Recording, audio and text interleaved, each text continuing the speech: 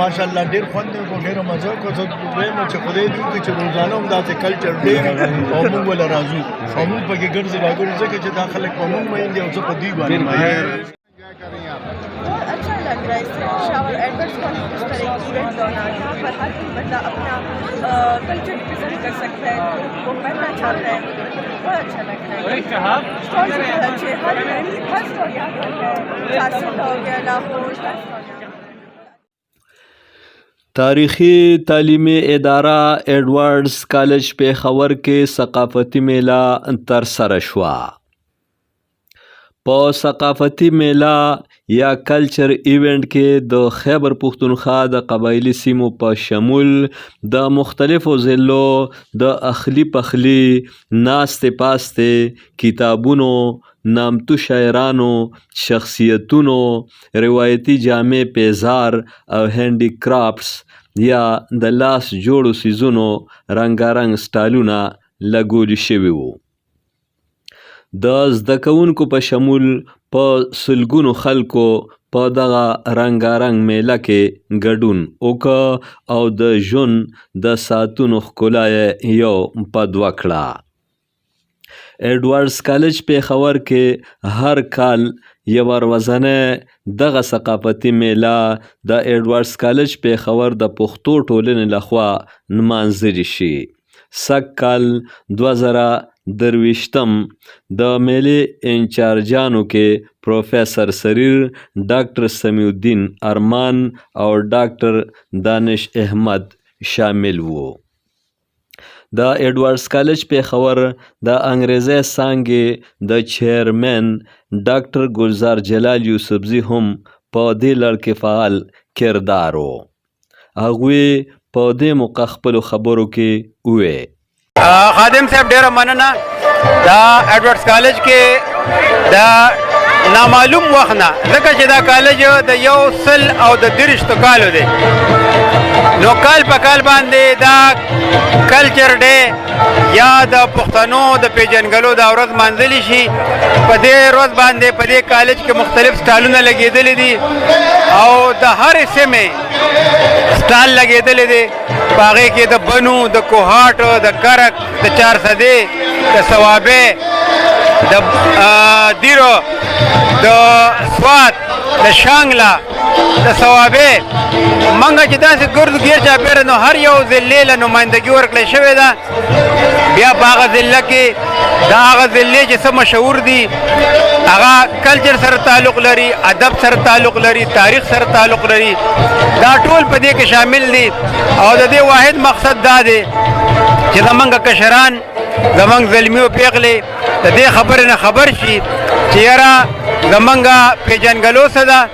ټیک د خلک وایي چې the world is now a global village، خو دا کلی چې دی، دنیایي کلی چې دی یا یو ورکوټې کلی دی، په دغه کلی کې هم د خلکو پہچان دی، د خلکو پیژنګلو ده، د خلکو آیډنټټي ده. نو په دغه سلسله کې موږ وایو چې یاره که دنیا هر کله او هر څنګه راکلی شي او چې زمونږ پیژنګلو پکې موجود دی، نو دا هر کال دا ورځ دلته منځلې کېږي.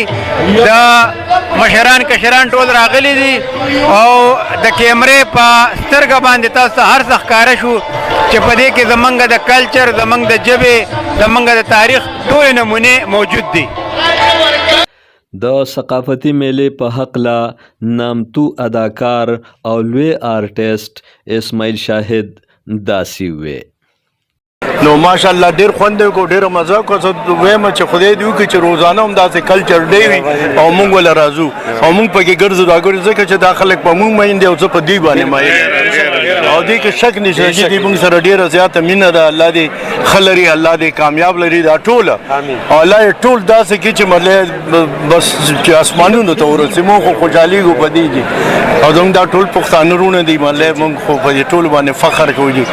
او ایډورډ کالج چې کوم دی دا داسې دی چې دا ډېر زوړ کالج دی.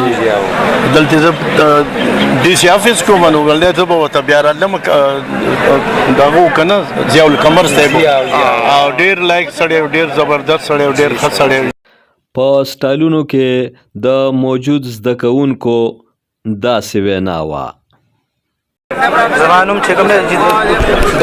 زمانوم چې کوم دی دانش باچا دی او موږ د 400 اوسیدونکو یو ذاتي موږ دا سټال لګولې زم هر کال دلته کې په اسلام ایډورډز کالج کې چې کوم خپل سټال لګي موږ د دې فرست سټوډنټ یو د فرست ایئر او دا 400 مشهور شیزونه دي دغه 400 واله کېړې دي دا 400 مشهور خامتا ده د ګوړه ده د چې کوم د الوا ده د ګوړې الوا ده دا رزړو الوا ده دا خواږه دي نور امرسي دي دا چې کوم د باچا خان چې کله جیل کې وو هغه چې کله ځان ته دا کپڑے وغیرہ به جوړولې په دې شریان به جوړې دا موږ سره تاریخي کتابونه د 400 باره کې دا خوږه مټې دي.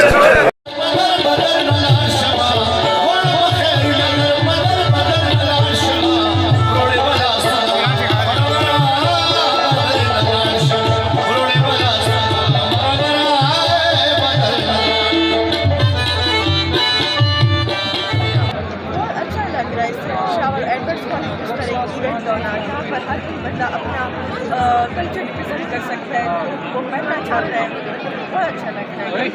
स्टॉल बहुत अच्छे हर स्टॉल यहाँ पर है 400 हो गया लाहौर का स्टॉल यहाँ पर बहुत अच्छा लगता है.